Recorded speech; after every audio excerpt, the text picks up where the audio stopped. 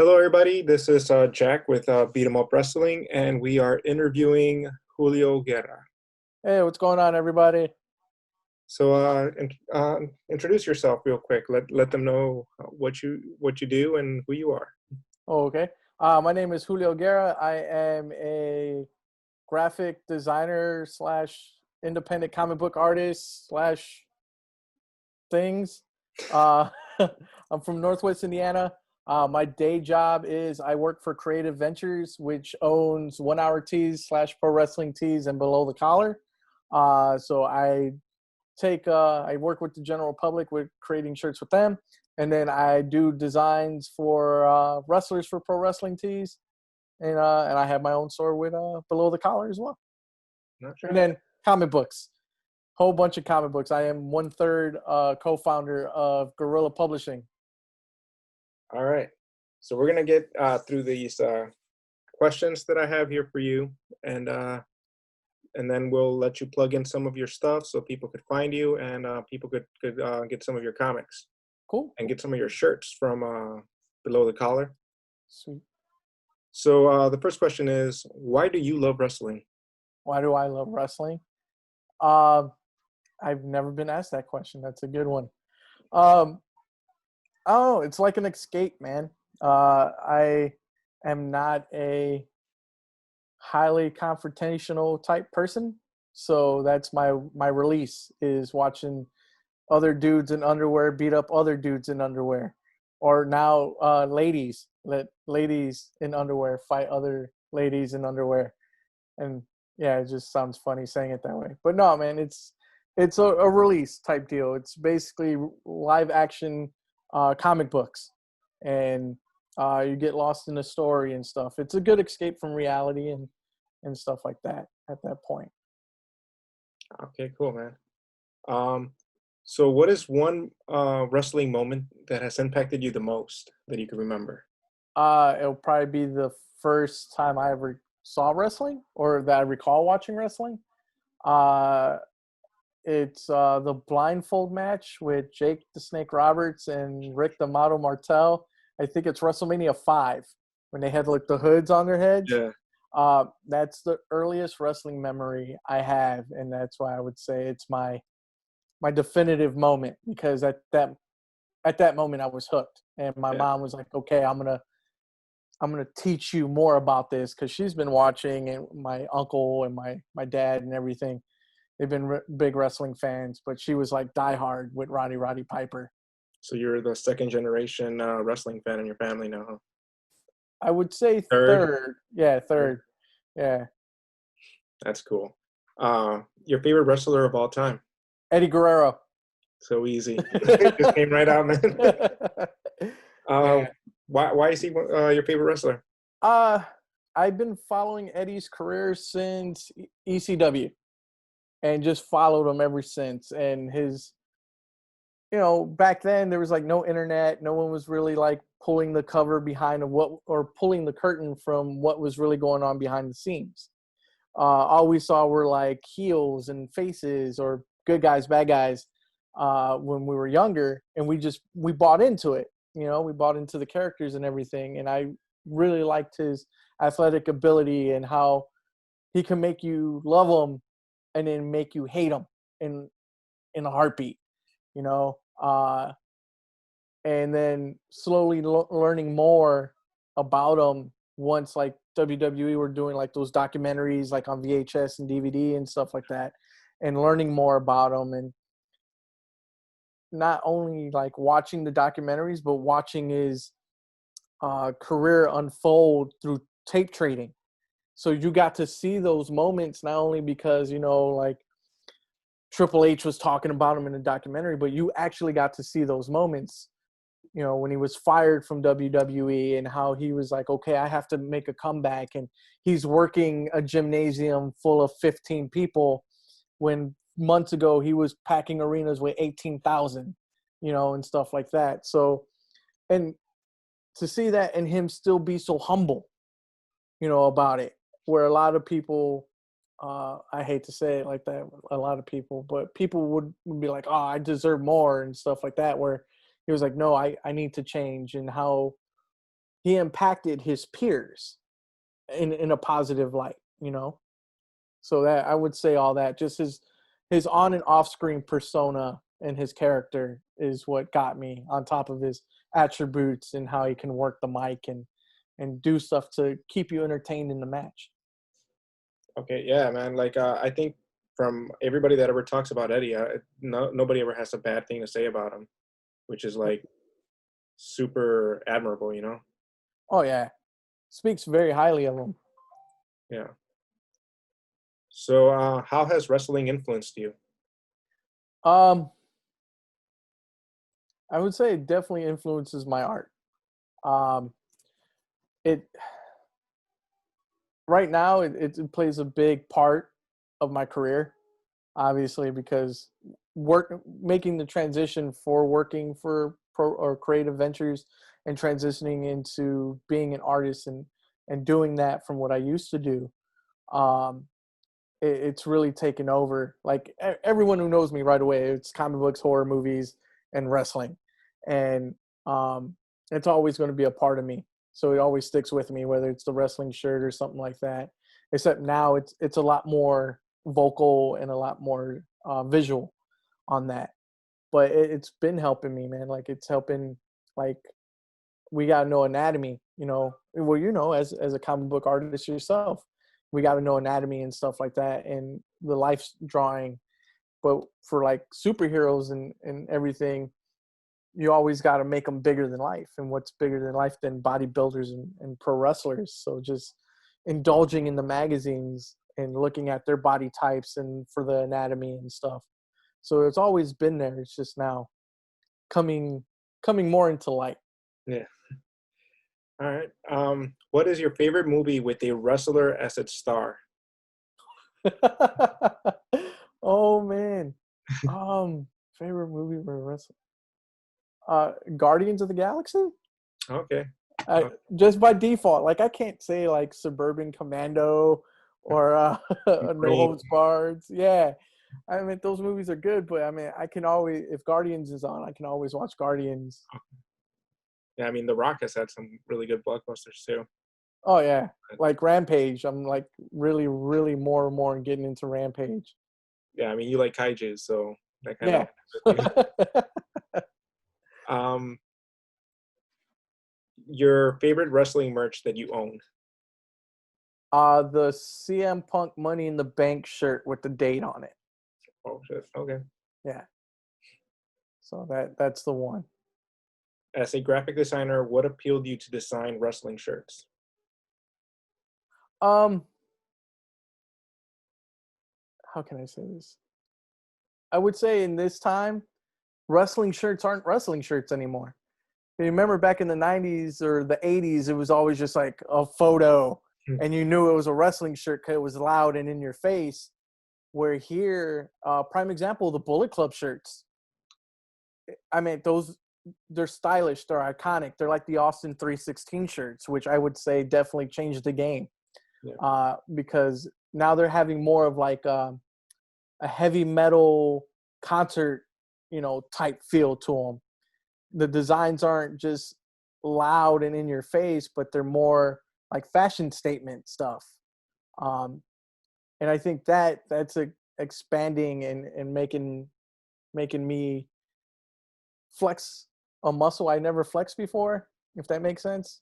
Um, Not saying I'm good at it, but it's making me expand my horizons, think outside of the box and stuff like that. Um, I would say the one that really made me step my game up was the Sammy Callahan shirts I did, where it's basically like hardcore band t-shirts like Terror and Hatebreed and stuff like that, where I was just like, you know, not saying I won't wear my own designs for the guys, but I was like, hey, this one, you have to embody that a little bit more. And I would definitely say it's the Bullet Club one that stepped the game up, because everyone wants to kind of like mimic that. Right now, outside of the Austin 316, that is probably the most parodied wrestling design we see. So keeping in that vein, it's no longer like slap a photo of them here with a mean face and, you know, maybe a pose from there and stuff like that. It's actually like let me dive into the character, let me show my fandom a little bit more, and stuff like that. So it's being being brought to a wider audience because non-wrestling fans are buying these shirts because they look cool, but they don't know they're promoting a wrestler. And that's, I would say, as a graphic designer, that's where you're doing it right, because you got people wearing it because it looks cool.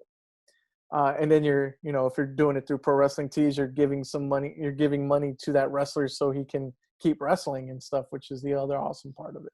Yeah. I think for me, when I think about merchandise, I always think back to the NWO shirt, because like I think Oh that's what yeah, made it fashionable. You know what I'm saying? Like there's people that probably had no idea what it was, but they saw so many people wearing it. They're like, oh, I want a new world order. Yeah, that sounds pretty cool. oh yeah. And that's another design that's parodied quite a bit. But yeah, because you didn't know it was a wrestling shirt. Yeah. I You mean, know? so many people thought it was like a conspiracy theory. They were like, oh no, this is the new world order. They're taking over. Yep, and people still do apparently. Yeah. Um, so who is one wrestler you would like to meet, alive or dead? Oh man, Eddie, for Eddie. sure. Yeah, um, him. He would be the one. Him and Benoit. As much heat I might get for that, him and Benoit will probably be the two. You said it twice. Yeah. Damn. What is something you would tell aspiring artists? Don't stop. Don't stop. Just keep going. There's gonna be moments where you're just like, hey, I think I'm done. I can't get this right. Um, just keep doing you. Keep. There's artists we all like, and we kind of want to mimic their style and everything, and that's fun. That's good. I mean, do that, but in that, find your voice. Find what you want to do with it. Um, just because you're a fan of that person doesn't mean you have to mimic them, but you can take influences from them. And just because you can't do exactly what they do, that's fine. Keep rolling. Keep making yourself better. Be your individual self. Don't be a copy of that person, because you don't know who you're going to inspire later on. That's good advice, man. Because I know, like, I mean, we've all been there as artists. Like, you just get to that point where you're like, oh man, like you hit a wall. But then, like, if you keep going, you start seeing some growth. Like, Oh yeah. just keep doing it. The only way to get better is actually just doing the work, like you said. And good advice. Thanks. So, what current project are you working on that you could disclose? um, so I just finished a Lucha chapter book where I did the chapter breaks for, and that's out now via ebook and stuff like that. But I am currently working a project with Guerrilla Publishing that you're a part of, called Tales from the Cryptic Closet 2. And it kind of segues because we have international wrestling sports entertainer superstar Killer Cross is returning to do a forward for the comic. So that's what currently we're doing. It's 72 pages, featuring yourself, Jack Gonzalez, myself, Othel Flowers, Lisa Jones, Ashley Asper, Ben Miller. There's a bunch of creators on this book, a bunch of great creators, and it's all basically a homage, love letter to the old EC books, like Creepy and Eerie and Tales from the Crypt and stuff like that. And again, this is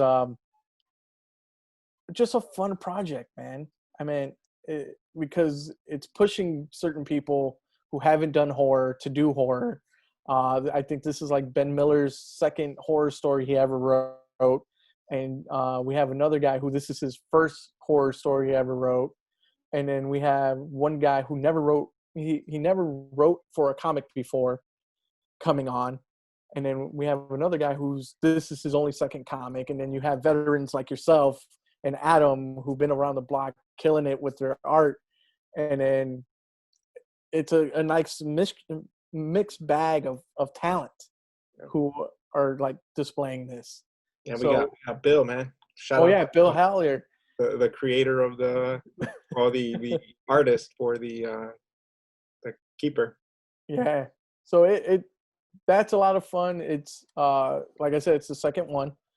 We did the first one, which was like 24 pages, 30 pages. This one's 72 pages. So it's double the stories, double double the chunkness of the book, or double the pages. Double the And pleasure. yeah, double your fun. Yeah. Uh, um, so yeah, that's what we got going on. Like I said, Cross is back. He did the introduction for the first one, coming back for this one. And So you're gonna sorry. Kickstart it, right? So talk Yeah. about Kickstarter. So we got a Kickstarter on the 19th. It launches the 19th. Goal is about 5,000. That way we can print the book, fund the rewards and stuff like that. And we got a bunch of crazy rewards on this. We have, of course, the comic, digital and physical.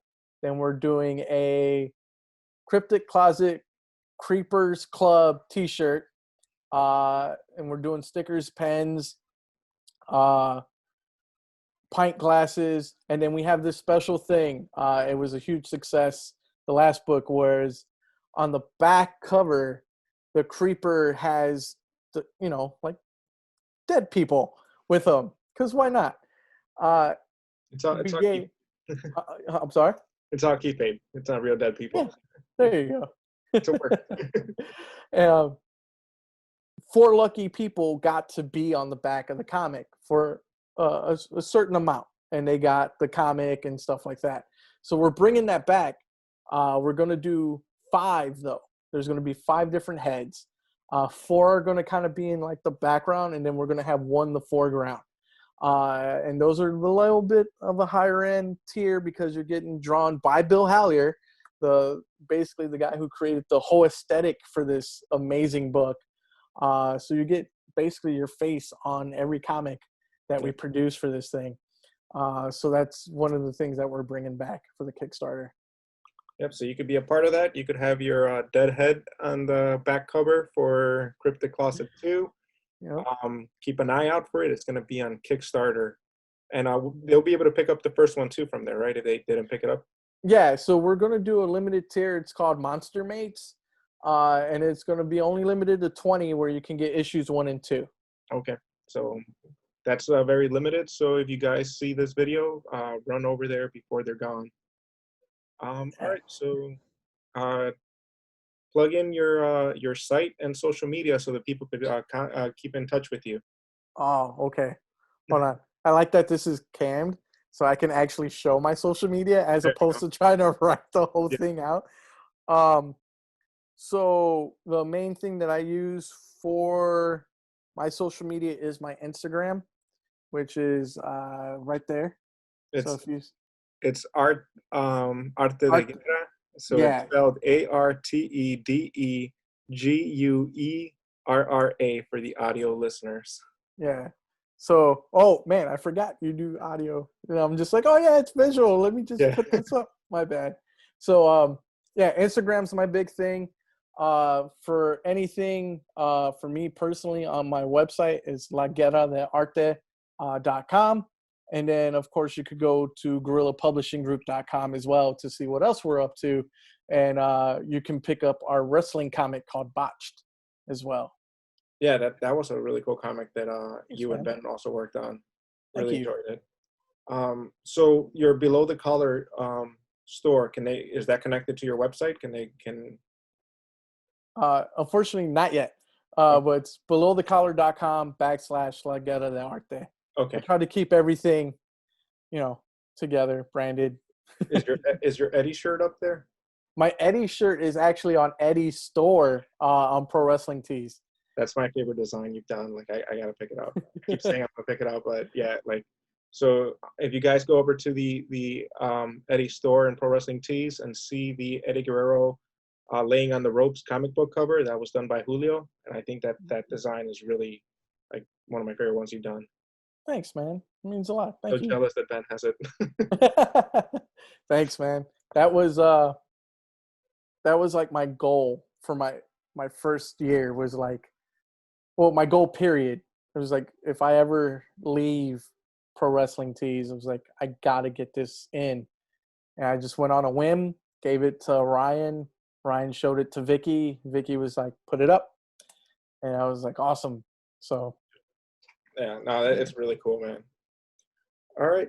So lastly, what we're doing is since Beat 'em Up Wrestling is now a part of We Love Wrestling, we ask our guests to say their name and say I love wrestling. all right. So we could clip it. Nice. My name is Julio Guerra and I love wrestling. All right. Thank you, man. Oh, no problem. Thank Anything you. else you want to say before we end this? Uh Make sure you listen every what is it, every week, right? Yeah, our episodes pop up like throughout the week. Oh, okay. I was gonna say it's every week has the other ones. Make sure you listen to Beat 'em Up podcast as much as possible, guys. Check out Gorilla Publishing Group as well, because we do a lot of stuff with Jack and Maria, and they're great people and awesome creatives. And then me and Julio and Ben and Maria will be bringing a mixture of wrestling and comic books, adding to Beat 'em Up wrestling episodes. So keep an eye open for that, and your ears are also open for that.